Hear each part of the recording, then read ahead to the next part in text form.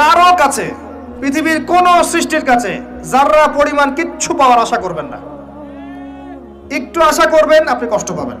কারো কাছে কোনো আশা করতে যায় না, শুধু আল্লাহর কাছে আশা করেন। সমস্ত কাজের প্রতিদান আল্লাহর কাছে চান, পরকালে আপনি সুখে থাকবেন ইনশাআল্লাহ।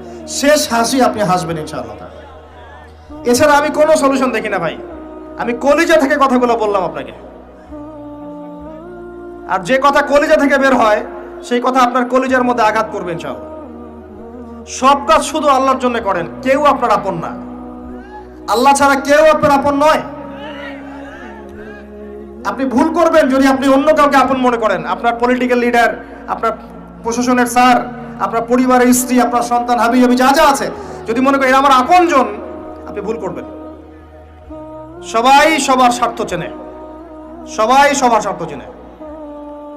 শুধু আল্লাহ আপনাকে নিঃস্বার্থভাবে ভালোবাসেন।